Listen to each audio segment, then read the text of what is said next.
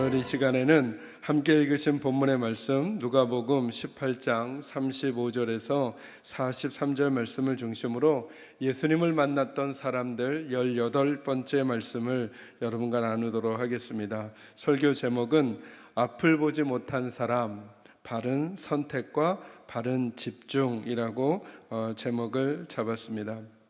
오늘 본문의 내용은 저와 여러분이 흔히 바디메오라고 하는 사람의 이야기로 알고 있는 본문의 내용입니다.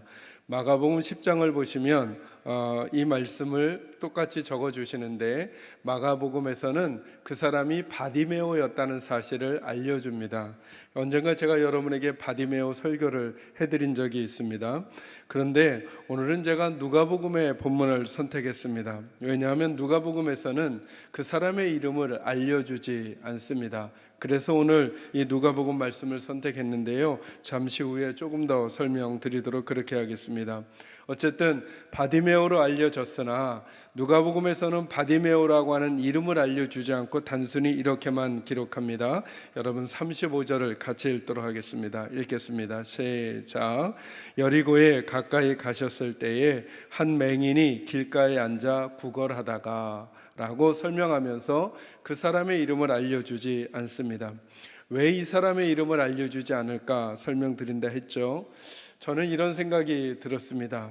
어찌 보면 바디메오 그 한 사람이 얼마나 훌륭한가, 바디메오라고 하는 사람이 어떤 일을 경험했는가를 말씀해 주시고 싶은 것이 아니라 누가복음에서는 이 세상을 살아가는 저와 여러분 모두가 그 어느 한 사람이 될 수 있기 때문이 아닐까라고 하는 것입니다. 그러니까 바디메오가 이런 일을 경험했다라고 하는 것을 기억하고 마음속에 담아 놓는 것을 넘어서서 이 한 사람의 앞을 보지 못하는 사람은 어찌 보면 오늘 이 땅을 살아가는 우리들이 아닐까라는 생각을 한번 해봐야 한다는 것입니다.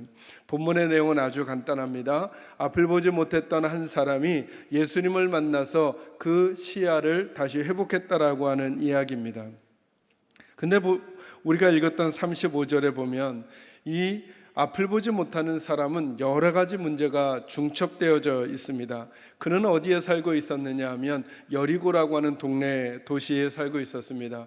말씀을 드렸듯이 여리고라고 하는 도시는 매우 화려하고 그 당시로 따지면 매우 발달된 도시라고 할 수 있습니다. 그러니까 주변의 사람들은 온갖 문화와 문명을 누리며 살아가는 것이죠. 부귀와 영화를 누리는 사람들이 주변에 많은 것입니다. 그런데 이 사람은 그것을 누리거나 바라볼 수 없는 앞을 보지 못하는 사람으로 사는 것이죠. 그럴 뿐만 아니라 길가에 앉아서 구걸을 한다고 했습니다. 신체적인 한계와 그리고 그의 삶의 사회적 한계를 같이 가지고 있을 뿐만 아니라 물질적 한계를 가지고 있는 거예요. 저는 오늘 이 본문을 묵상하고 여러분과 나누기 위해서 준비하면서 마치 이것이 오늘날 이 시대를 살고 있는 우리 교회와 그리고 우리 성도들과 같다라는 생각이 들었습니다. 이 사회도 지금 여러 가지 중첩된 문제를 겪고 있지 않습니까? 코로나라고 하는 팬데믹 상황 때문에 우리나라뿐만 아니라 온 세계가 힘듭니다. 그런데 우리나라는 또 장마철이 겹쳐서요, 수해를 겪는 분들이 막 생기고 태풍의 피해를 입은 분들도 생겼습니다. 그렇게 중첩됐을 뿐만 아니라 오늘 교회는 어떤 일들까지 중첩되어져 있느냐 하면 사회 모든 다른 이들의 시선으로부터 따가운 질타를 받는 문제까지 저희들이 겪고 있다고 하는 것입니다. 도무지 이 앞에 무슨 일이 있을까? 도무지 이 문제를 어떻게 해결해 가야 할까? 잘 방법이 보이지 않습니다. 지난 주간에 한 목사님이 제게 문자를 하나 링크를 걸어서 보내주셨습니다. 그 내용이 뭐냐 하면 어느 단체에서 리서치 단체에서 설문조사를 했는데 천주교와 그리고 불교와 기독교인들에 대한 시각을 묻는 질문이었습니다. 정확한 내용을 다 언급해 드릴 수는 없지만 이런 거였습니다. 천주교와 불교를 믿는 분들에 대한 인식은 온화하다, 다정다감하다, 남을 배려한다, 이런 단어와 연결이 된다면 교회를 다니는 사람들은 어떤 단어와 연결이 되느냐 묻는 질문에 이런 내용들이 많습니다. 사기성이 짙어 보인다, 겉과 속이 다르다, 가까이 하고 싶지 않은, 이런 단어들이 연결되고 있다고 하는 것입니다. 여러분, 이 시대를 살면서 우리가 속상한 게 많죠. 교회가 그래서 팬데믹을 교회는 안 당하고 있는가? 교회와 성도들도 이 코로나 상황을 당하고 있습니다. 그 어려움도 있고, 태풍이나 수해의 피해로 경제적인 어려움을 당하는 어려움은 일반 예수를 믿지 않는 분들이나 예수를 믿는 우리들도 똑같이 경험하고 있는데, 거기에 우리는 또 하나 사회로부터 사랑받고 불쌍히 여김을 받고 혹은 존중을 받는 것보다는 손가락질을 받고 어디 가서 예수 믿는다라고 하는 말을 잘 하기가 어려운 것 같은 질타를 받는 현실이 저와 우리 교회들 안에 있다라고 하는 것입니다. 과연 우리들은 어떻게 이 시간을 살아가야 할까? 오늘 앞을 보지 못하는, 제가 설교 제목을 굳이 맹인이나 다른 단어를 쓰지 않고 앞을 보지 못한 사람이란 단어를 쓴 이유가 여기에 있습니다. 우리는 앞을 보고 있는가? 우리 교회는 앞을 보고 있는가? 예수를 믿고 살아가는 우리 성도들은 앞을 보고 있는가? 이 문제를 어떻게 타개해 가야 할지, 오늘 앞을 보지 못한 이 성경의 이 사람처럼 육체적 한계를 어떻게 넘어가야 할지, 사회적 한계를 어떻게 넘어가야 할지, 그리고 물질적 한계를 어떻게 넘어가야 할지, 그는 아마도 막막한 인생을 살았을 것입니다. 아무것도 보이지 않는 인생을 살았을 것입니다. 그랬던 그가 주님 만나 새로운 삶을 살게 됐다는 것이 오늘 본문의 핵심인 것입니다. 그렇다면 누가는 이 본문을 기록하면서 그냥 많은 사람 중에 한 사람의 이야기가 아니라, 한 사람의 바디메오라고 하는 사람의 이야기가 아니라, 이것은 불특정 다수의 이야기가 될 수 있다라고 생각하면서 바디메오라고 하는 사람의 이름 대신에 어느 한 사람의 이야기가 저와 여러분의 이야기가 될 수 있을 거라고 하는 사실을 알려주기 위하여 이름을 거론하지 않고 기록하고 있는 것은 아닌가. 그러기에 앞을 보지 못하는 상황과 삶을 살아가고 있는 저와 여러분 모두가 눈여겨 마음 깊이 보아야 할 내용들이 오늘 본문에 담겨져 있다, 이런 생각을 하게 되는 것입니다.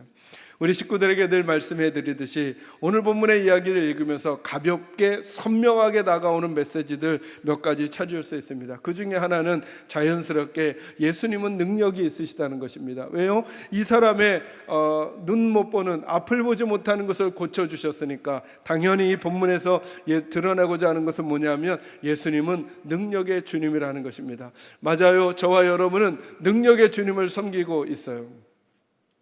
그러니 저와 여러분도 다시 한번 이 예배의 자리에서, 가정에서 예배하는 우리 식구들도 다시 한번 생각해 주셔야 해요. 우리가 믿는 예수님은, 우리가 믿는 하나님은 능력의 하나님이시다는 사실을 다시금 마음에 새길 필요가 있겠어요. 또 하나는 이런 거죠. 오늘 본문에 나타나는 앞을 보지 못하는 이분은 아까도 말씀드린 대로 여러 가지 문제가 중첩되어져 있어요. 앞을 보지 못해요. 돈도 없어요. 그러니 그 문화적 환경과 사회적 환경을 누리지도 못하고 살아가는 사람이에요. 그런데 그렇게 문제투성이의 인생도 오늘 본문은 말해주고 있는 거죠. 기회가 있다는 거예요. 오늘 예배를 드리고 있는 우리 사랑하는 성도들, 어떤 문제 때문에 마음이 막 힘들고 어렵습니까? 지금 갖가지 문제가 다 중첩되어 있는 것처럼 보이는 이 한 사람의 이야기를 하나님께서 저희들에게 보여주시면서 이 얘기하시는 거 아닐까요? 문제투성이의 인생도 아직 기회가 남아있다는 거예요. 또 한 가지는요, 저는 이렇게도 생각이 들었어요. 이 사람, 앞을 보지 못하는 이 사람, 이름을 적어놓지 않은 이 사람이 가지고 있는 그 문제가 도리어 주님을 만나게 하는 통로가 되더라는 거예요. 거꾸로 보니까. 그런 의미에서 그런 생각을 하는 거예요. 저는 이 코로나 팬데믹 상황이, 그리고 사회로부터 따가운 시선을 받고 있는 오늘날 우리 교회와 성도들의 상황이 우리에게 문제이고 아픔이고 위기입니다. 그러나 이 시간이 도리어 우리 주님을 더 바르게 만날 수 있는 기회가 될 수도 있다는 사실을 저희가 꼭 생각해 봐야 하는 것이죠. 교회란 무엇인가? 성도는 어떠해야 하는가? 교회로 존재한다는 것은 어떻게 존재하는 것일까? 어떤 모습이어야 할까? 어떤 태도여야 할까를 그동안 우리가 열심히 달려가던 방향들 뿐만 아니라 그것들을 한번 점검해보고, 나의 인생과 교회의 모습들은, 성도들의 자세와 태도는 이대로 계속 괜찮은가를 점검하면서, 그래, 주님을 만나서 새로움을 가져야 할 것은 아닌가라고 하는 것을 점검하게 하는 문제는 도리어 주님을 만나는 기회가 될 수 있다는 것입니다. 여러분, 성경을 그런 맥락으로 잘 보시기 바랍니다. 주님을 만났던 사람들에게 주님을 만나기 전에 그들이 가지고 있었던 문제가 주님께로 나가기를 원하게 되는 촉발이 되었다는 사실을 저희들이 눈치챌 수 있는 것입니다. 저는 이렇게 생각합니다. 오늘 우리가 만나고 있는 이 코로나 상황, 그리고 사회로부터 따가운 시선을 받는 이 상황이 하나도 즐겁거나 기쁘지 않습니다. 그럼에도 불구하고 도리어 저와 여러분이 더 오늘날 우리 교회가 주님을 더 가까이 할 수 있는 기회가 될 수 있다는 사실은 꼭 붙들고 있고 싶습니다. 그리고 우리 사랑하는 계산자교회 식구들이 어디에서 존재하고 있든지, 그래, 이 시간이 도리어 우리가 더 주님을 가까이 할 수 있는 기회가 될 수 있다는 사실을 기억하면서 저는 여러분이 주님을 만나는 믿음의 삶이 있어지기를 주님의 이름으로 축원합니다. 이런 이야기들을 염두에 두시고 오늘 본문에 앞을 보지 못한 이 사람이 가지게 되는 놀라운 특권과 축복처럼 보이는 이야기들 몇 가지를 저와 여러분에게 적용해서 나누도록 하겠습니다. 그 중에 첫 번째는 뭐냐 하면 42절입니다. 같이 한번 읽겠습니다. 읽습니다. 시작. 예수께서 그에게 이르시되 보라, 내 믿음이 너를 구원하였느니라 하시매. 아멘. 첫 번째로 여러분과 나눌 말씀이 이것입니다. 믿음이 관건입니다. 믿음이. 여러분이 앞을 보지 못한 사람에게 놀라운 축복이 뭐냐 하면, 만약에 주님이 이 사람에게 요구했던 것이 다른 거라면 이 사람이 해드릴 수 있는 게 없었을 거라는 거예요. 만약에 주님의 마음을 흡족하는데 일정 부분의 재물이 필요했다면 이 사람은 그거 감당할 수 없었을 거예요. 만약에 주님을 흡족하게 하는데 일정 부분의 학력이 필요했다면 이 사람은 그것을 만족시킬 수 없었을 거예요. 만약에 주님을 흡족하게 하는 것이 다른 사람들보다 탁월한 어떤 것이었다면 이 사람은 주님을 만족시킬 수 없었던 거예요. 너무 재밌는 것은 뭐냐 하면 이 사람이 주님을 부를 때 이렇게 표현됩니다. 39절에 보면 앞서가는 자들이 그를 꾸짖었다 이렇게 말해요. 앞서가는 자들이. 그러니까 이 사람은 여러 면에서 뒤서가는 사람이라는 거죠. 여러 면에서. 그냥 글로는 거리적인, 지리적인 상황으로 앞서가는 사람들이지만 다른 모든 문맥적인 그 상황을 가지고 들어가면 다른 사람들이 다 앞서가고 있었다는 거예요. 다 뛰어나고 다 탁월하다는 거예요. 이 사람은 어떤 면에서도 앞서지 못했다는 거예요. 그런데 재밌는 게 이거예요. 그들을 가리켜 주님은 그들과 믿음을 연결시키지 않아요.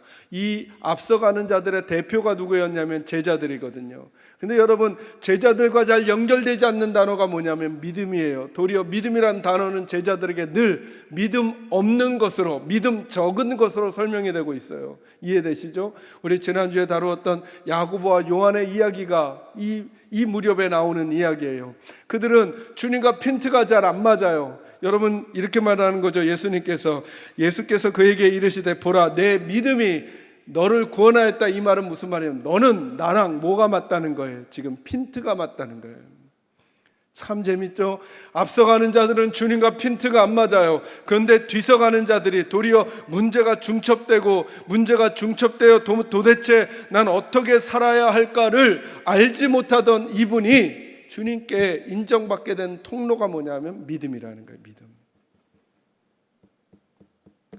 그러니 이 자리에 있는, 그리고 방송으로 예배를 드리시는 우리 하나님의 백성들 모두가 이 말씀 한번 귀담아 듣고 적용해 보는 거예요. 우리가 주님께 어떻게 용납될 수 있는가? 내가 남들보다 앞서가는가? 많이 가졌는가? 남들보다 이기는 힘을 가지고 있는가? 얘 문제가 아니라는 거예요. 주님께 저와 여러분이 허용되는 건 믿음이라는 거예요. 믿음.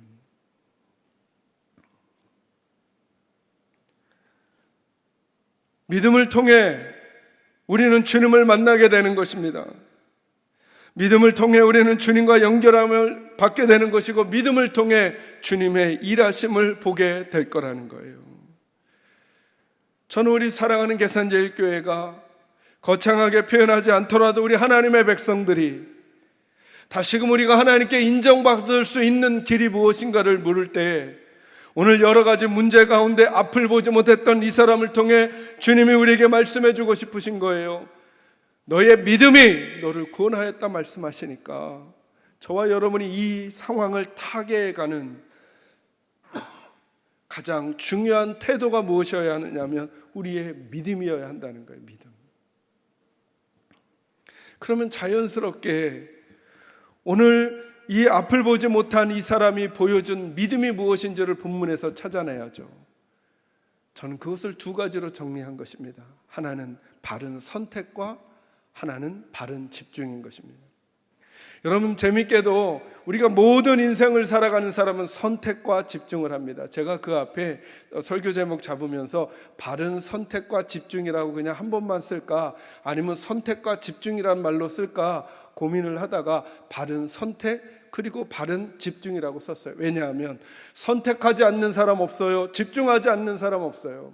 여러분과 저는 수많은 정보와 지식을 얻거든요. 이번 한 주간에도 저와 여러분은 나름대로 선택하고 나름대로 집중하며 이렇게 살아온 거예요. 그리고 앞으로 우리 인생을 살 때도 우리는 선택하고 그리고 집중하며 살게 될 거예요.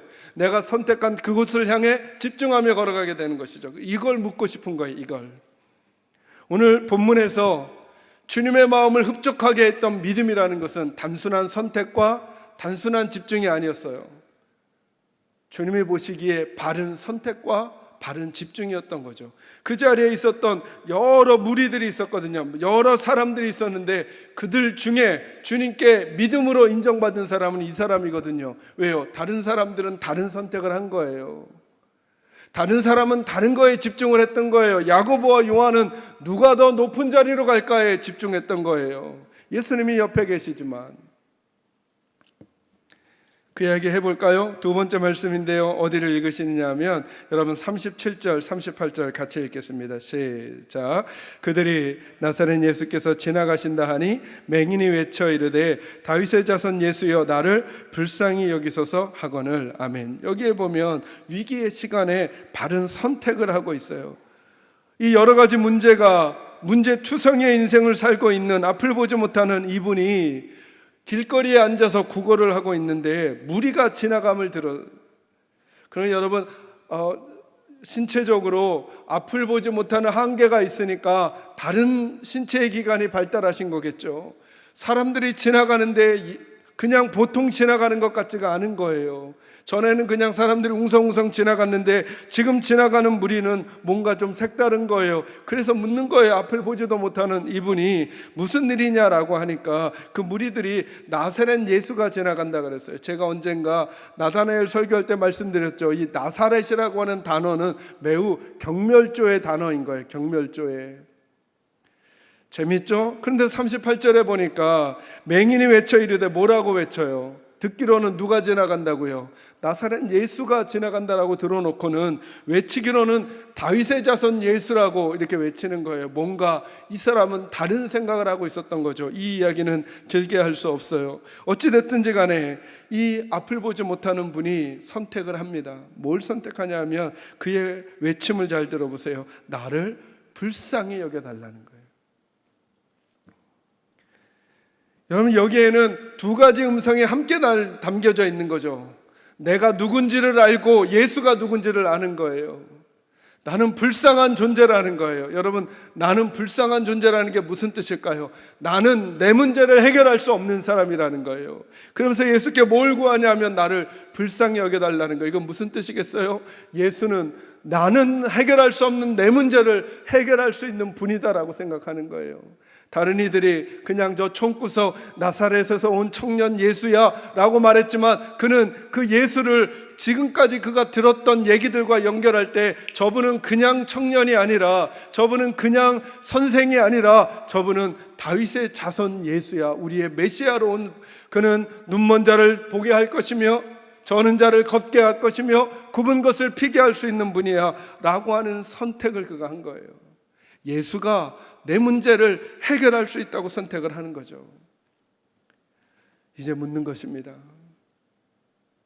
여러분은 여러분 개인과 가정의 문제, 그리고 우리 교회의 문제를 우리 힘으로 해결할 수 있다고 생각하며 정말 주님 앞에 서면서도 주님 나를 불쌍히 여겨주십시오라고 기도하고 있습니까? 아니면 뭔가 아직도 붙들고 있는 게 있습니까?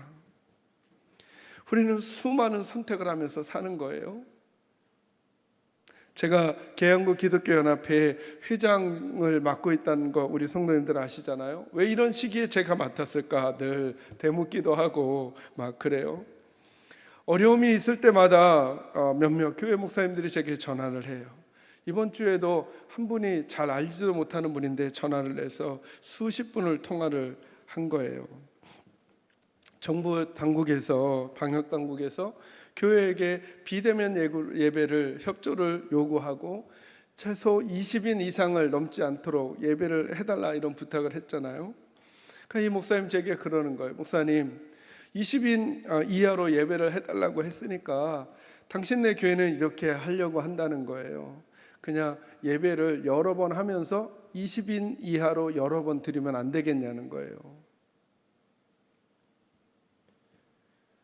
그래서 그거를 그래도 회장님께 여쭤보고 하려고 한다고 저한테 묻는 거예요. 저희 교회는 뭘 선택을 했느냐 하면 장로님들과 함께 이 자리에 우리 예배 담당 기도하시는 장로님 외에는 한 분도 이 자리에 참여하시지 않았어요. 왜냐하면 우리가 방역당국에 협조를 요청하는 걸 들었다면 우리가 적극 잘 해주는 의미로 한 번의 예배를 드리고 장로님들도 성도님들처럼 온라인으로 예배하고 우리는 적극적으로 잘 협조하고 안전을 잘 지켜가자라고 저희는 선택을 한 거예요. 그 목사님은 뭐라고 말씀하시는 거냐면, 목사님 여러 번 예배를 드리면 안 되겠냐는 거예요. 여러분은 어떤 생각을 하세요? 맞아요. 저도 마음은 우리가 현장 예배가 됐을 때도 우리 성도들을 조금이라도 더 가까이서 예배하고 싶어서 4부 예배밖에 없던 우리 교회 예배를 5부 예배로 늘렸어요. 아니 만약에 10부 예배를 늘려서 우리 성도들이 더 올 수 있다고 한다면 더 할 수도 있겠어요. 그러나 여러분 지금 사회가 우리들에게 요구하고 있는 게 뭔가요? 교회가 또다시 또 다른 방법을 통해 이렇게 해서 한다고 한들 1600명 출석하시던 우리 교회 식구들을 다 제가 20명씩 만나서 예배할 수도 없잖아요. 그죠? 저는 그 목사님께 이렇게 말씀을 드렸어요. 목사님, 방역당국이 저희들에게, 교회에게 부탁하는 그 본 의도가 뭘까요? 제게는 목사님 한 번 예배를 잘 드리셔서 그 온라인으로 그것을 전송해 드리거나 홈페이지나 혹은 다른 방법을 통해 올려놓고 접촉할 수 있도록 하라는 부탁 아닐까 싶어요. 또 다른 방법을 만들어내고 또 다른 방법을 만들어내는 것은 도리어 저희들이 가져야 될 선택이 아닌 것 같다. 저는 그렇게 말씀을 드려요. 그런데 제가 그 목사님의 방법이 다 나쁘다 할 수 없으니 목사님 생각해 보시고 기도해 보시고 바르게 선택하시면 좋겠어요 라고 말씀을 드렸어요. 이렇듯 모든 일들이 또 다른 선택의 요소들이 우리들에게 많이 남아 있는 것이죠. 계속 저 스스로에게 그리고 우리 식구들에게 이런 질문을 하게끔 해드리고 싶은 거예요. 우리는 바른 선택을 하고 있는 것인가? 내가 주님의 필요한 존재라는 사실을 알고 있는 것인가? 그리고 주님은 나의 문제를 해결하실 수 있는 분이라고 믿는 것인가?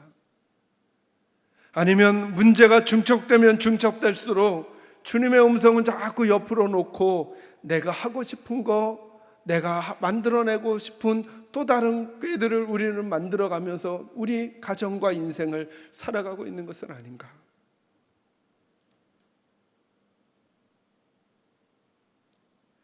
주님의 몸이라고 인정받고 있는 우리 교회들이 가까이 하고 싶지 않은, 거리를 두고 싶은, 사기성이 짙은 어찌 이런 단어들과 우리가 연결되어야 한단 말입니까? 겉과 속이 다른 것 같은, 따라주는 것 같으면서도 안 따라주고 있는, 지키는 것 같으면서도 지키지 않고 있는 것 같은 그런 이미지로 우리 교회가 있어야 하겠는가 라고 하는 아픔이 한 주간 동안 제 안에 있었습니다. 우리 모두 다 의롭지 않고 다 맞지 않고 다 온전하지 않아서 우리들은 늘 각자의 선택을 하며 살게 될 것입니다. 그때 이 앞을 보지 못하는 이분이 주님께 이렇게 말합니다. 주님, 나를 불쌍히 여겨주십시오. 우리는 우리를 먼저 불쌍한 존재라고 하는 사실을 인정하면서부터 이 문제를 해결해 가야 하지 않을까. 우리는 사회보다 똑똑하거나 우리는 다른 이들보다 더 온전하기 때문이 아니라, 여러분, 성경의 모든 문제는 자기를 의롭다 하고 자기는 문제가 없다 하고 자기는 잘한다 했던 이들에게서 그 문제들이 발생하는 거예요. 모든 은혜의 사건들은 어떻게 오느냐 하면, 내게는 소망이 없으며 나는 있으나 없는 존재 같고 나는 하고 있으나 하지 않은 것 같은 그런 존재라고 생각했던 사람들을 통해 하나님의 은혜가 이 땅에 임하게 됐던 것을 성경은 말하고 있는 거예요. 다시 묻는 거예요. 우리 계산교회는 하나님이 우리를 불쌍히 여겨 주셔야 하는 존재로 우리는 생각하고 있는가? 이쯤 하면 괜찮은 교회, 이쯤 하면 괜찮은 성도라고 하는 생각으로 우리가 이 시간을 보내고 있는가? 만약에 오늘 본문에서 저와 여러분이 기도 제목을 뽑아낼 수 있다면, 저는 우리 성도들이 계신 자리에서 하나님, 나를 불쌍히 여겨 주십시오. 하나님, 우리 가정을 불쌍히 여겨 주십시오. 하나님, 우리 교회를 불쌍히 여겨 주십시오 라고 하는 기도 제목을 뽑고 기도해야 할 것 같아요. 우리를 불쌍히 여겨 주십시오. 나름대로 살아가지만, 나름대로 사역하지만, 나름대로 존재하고 있는 것 같지만, 내가 살아감과 내 존재와 내 행함은 아무것도 아닙니다. 주님이 나 만져주지 않으시면 난 아무것도 아닙니다. 이게 불쌍히 여겨달라는 것 아니겠어요?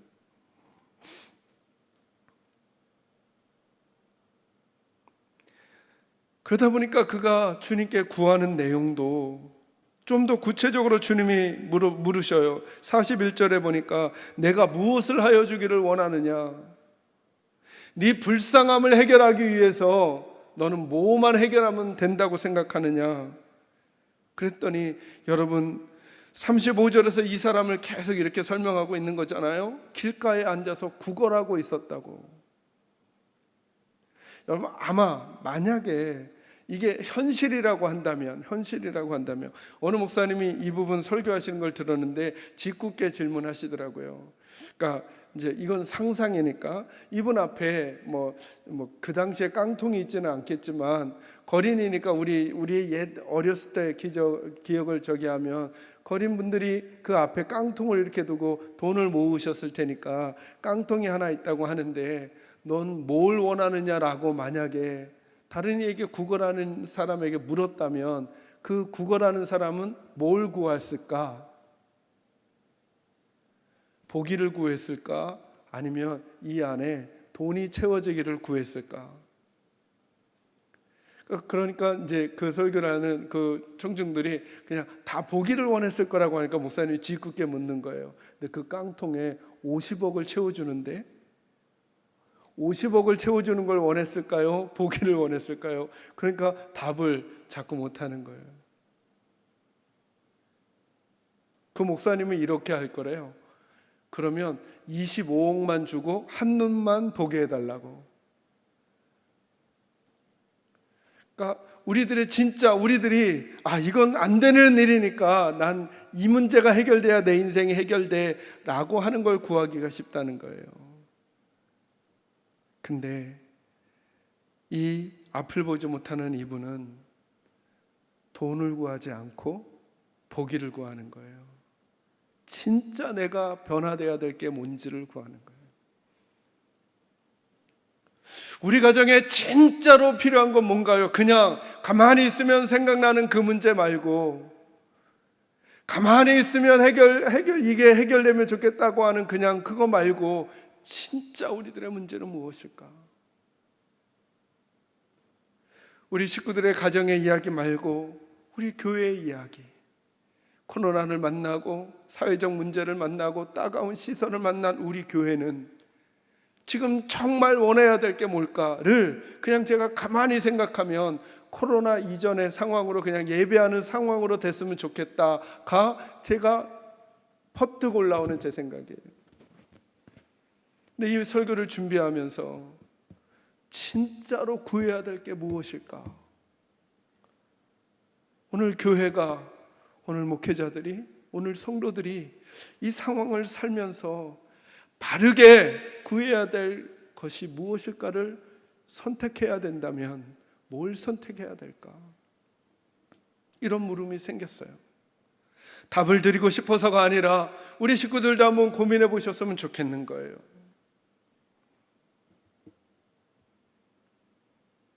앞을 보지 못하는 이분은 앞을 보지 못하니까 돈이라도 좀 더 많으면, 돈이라도 더 넉넉하면 더 괜찮은 인생을 살 수도 있다라고 판단하기가 사실은 실제적으로 더 현실적인 해결점이 됐을지도 몰라요. 그러나 그는 다른 걸 구하는 거죠.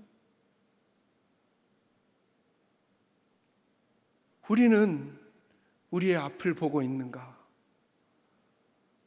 우리는 이 상황 너머에 우리 앞을 보고 있는가를 물으면서 나는 주님께 무엇을 구해야 하는가를 점검하는 기회가 저와 여러분에게 있기를 주의 이름으로 축원합니다.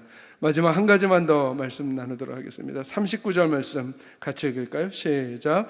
앞서가는 자들이 그를 꾸짖어 잠잠하라 하되 그가 더욱 크게 소리질러 다윗의 자손이여 나를 불쌍히 여기소서 하는지라. 아멘. 마지막 세 번째로 위기의 순간에, 위기의 시간에 바른 집중이 필요합니다.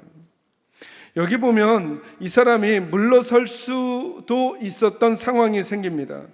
좋은 의도로 출발했지만 중간에 그것을 중지할 만한 상황이 생깁니다. 앞서가는 자들이 그를 꾸짖어 잠잠하라 이렇게 말했어요. 여기 꾸짖다는 말은 조용히 하시오 이 정도가 아닙니다. 당신 같은 사람이 나설 때가 아니야. 분위기 파악 좀 해. 저기 옆에 저 구석에 한쪽 구덩이에 그냥 가만히 아무 소리도 내지 말고 입 닫고 가만히 이거를 제가 격하게 표현할 수가 없어서 그냥 요 정도로, 그 정도로 하는 말입니다.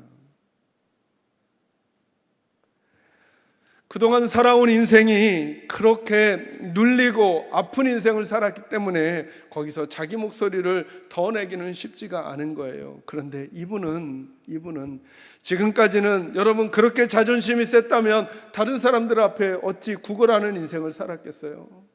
그는 이미 자존심 다 버린 사람이에요. 그리고 뭐가 내가 더 몸 안 다치고 마음 안 다치고 살아가는지 그냥 이미 다 익혀버린 사람이에요. 그런데 이분이 그것에 대해서는 그럴 수가 없다는 거예요. 지금 예수님과의 문제에 대해서는. 그러면서 그가 더욱 크게 소리질러 다윗의 자손 예수여 나를 불쌍히 여겨달라고 하는 거예요.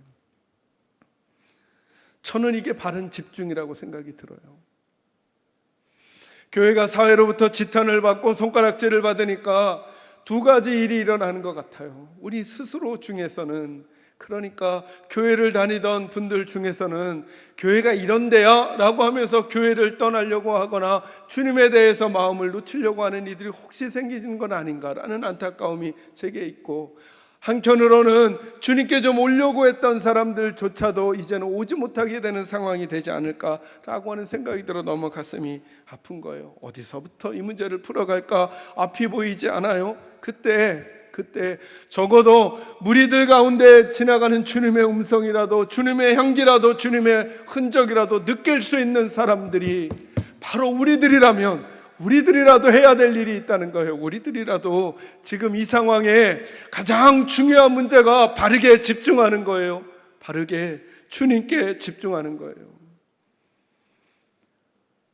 오늘 우리 목회자들은, 우리 사랑하는 중직자들은, 그리고 사랑하는 계산제일교회 식구들은 이 상황을 지나가고 있으면서 주님께 집중하고 있는가, 아니면 다른 여러 가지 소리들과 분산된 이야기들 속에서 바른 집중을 하고 있지 못하는 것은 아닌가 점검해 봐야 한다는 거예요. 여러분, 말씀을 묵상하면서 그 생각이 들었어요. 이 본문은 이렇게 18장이 끝나잖아요. 그런데 이 18장은 사실은 어떻게 시작이 되냐 하면 18장 1절로 한번 와보시기 바랍니다. 18장 1절 같이 읽을까요? 시작. 예수께서 그들에게 항상 기도하고 낙심하지 말아야 할 것을 비유로 말씀하여 주신 내용이 나온다는 거예요. 여러분, 예수께서 그들에게 항상 뭐 하고요? 기도하고 뭐 하지 말 것을, 낙심하지 말 것을. 어디에 포인트가 있나요? 항상 기도인가요? 낙심하지 말 건가요? 뭐 쉬운 대답은 둘 다 있다고 하면 쉬워요. 어디에 더 강조점이 있는 것 같아요? 낙심하지 말라는 거예요. 낙심하지 말라는 거예요. 낙심. 근데 오늘 본문 끝부분에 나오는 이 앞을 보지 못하는 사람이 낙심할 만한 위기를 만난 거예요. 예수님을 향해 달려가는데 앞서가는 자들이 묵살하고 창피를 주고 핀잔을 주고 저기 옆에 한쪽에 구석에 가 있으라고 하는 거예요. 노력을 안 해본 게 아니에요. 딱 해봤는데 낙심할 만한 일을 만난 거예요. 그런데 예수님이 비유로 말씀하셨던 그 사람을 현실의 예로 알려주는 거예요. 이 사람 낙심하지 않지 않느냐? 낙심하지 않지 않느냐? 왜요? 왜 낙심하지 않아요? 주님께 집중하고 있으니까. 주님께 집중하고 있으니까. 다른 소리에 집중하면 낙심이 돼요. 잠잠해라, 조용해라, 너넨 아무 쓸모가 없어 라고 하는 소리들을 오늘날 우리 교회들이 듣고 있지만, 그럼 오늘 우리 교회들가 가져야 될 자세가 뭘까요? 다시 집중하는 거예요. 맞아요. 다른 사람들이 내가 더러운 옷을 입었다고, 내가 여기저기 먼지가 묻었다고, 내가 하는 이야기들이 시끄럽다고 우리들에게 말할지 몰라요. 너무 재밌는 것은 이 앞을 보지 못하는 사람이 앞서가는 자들과 싸우지 않는다는 거예요. 주변의 사람들과 싸우지 않는다는 거예요. 그는 오직 주님만 부르고 있다는 거예요. 주님만. 오늘 우리 교회는 이 상황에서 다른 것을 대변하느라고, 항변하느라고, 논쟁을 하느라고 정작 집중해야 될 그분에게 집중하지 못하는 것은 아닌가. 왜냐하면 그들에게 항변한다고, 그들하고 싸운다고, 논쟁한다고 내 인생의 앞을 보지 못하는 인생이 해결되는 게 아니거든요. 그죠? 이 앞을 보지 못하는 이분은 처음부터 결정했어요. 나는 예수님 없이는 불쌍한 존재로밖에 살 수 없다. 불쌍한 나 같은 존재에게 예수가 찾아오면 내 인생에 새로운 일들이 생길 수 있다. 그래, 나는 다른 어떤 소리들이 들려오더라도 이 집중을 잃어버리지 않을 거야. 나는 낙심하지 않을 거야. 나는 인내할 거야. 나는 예수를 만날 거야. 예수에게서 도움을 받을 거야. 거기서부터 시작할 거야 라고 하는 태도를 가지고 있었던 거죠. 마치 그의 그 모습은 오늘 저와 여러분에게 또다시 얘기해 주는 거예요. 어떻게 해야 될 줄을 모르겠죠. 어떻게 해야 될 줄을 잘 모르겠어요. 어디서부터 이 신뢰를 회복해 갈까? 어떤 행동으로 이 신뢰를 회복해 갈까? 잘 모르겠어요. 어디서부터 어떻게 길이 열릴지 잘 모르겠다는 거예요. 근데 오늘 본문이 우리에게 길을 알려주고 있는 거예요. 길을 잘 모르겠거든, 방법을 잘 모르겠거든, 다시 바른 집중을 하라는 거예요. 예수에게. 다시 예수에게. 저는 바라기는 우리 사랑하는 계산제일교 식구들이 개인적으로, 가정적으로 만난 중첩된 여러 가지 상황들 앞에 과연 우리 자녀의 앞에는, 우리 가정의 앞에는, 내 인생의 앞에는 뭐가 있는지 보지 못하는 것 같은 상황을 가지고 있는 대표자인 이 앞을 보지 못한 이분이 주님 앞에 보였던 바른 선택과 바른 집중 까닭에 새로운 인생이 가능해졌듯이 저와 여러분에게도 이 은혜가 찾아오게 되기를 주의 이름으로 축원합니다. 주님, 우리를 불쌍히 여겨 주옵소서. 저희가 보기를 원합니다. 주님, 우리를 불쌍히 여겨 주옵소서. 우리가 보기를 원하나이다. 그러면서 우리 주님께 집중하여 이 시간들을 인내로, 착하고 좋은 태도로 바르게 걸어감으로 다른 소리들에 우리들의 마음을 빼앗기지 말고 다시 주님 앞에서 하나님의 사람들이 어떻게 서 있어야 할지를 각각 각자의 자리에서 깨달아 그렇게 존재할 때 주시는 주의 은혜를 경험하는 우리 사랑하는 계산제일교 식구들 모두가 되시기를 주님의 이름으로 축원합니다. 기도하겠습니다.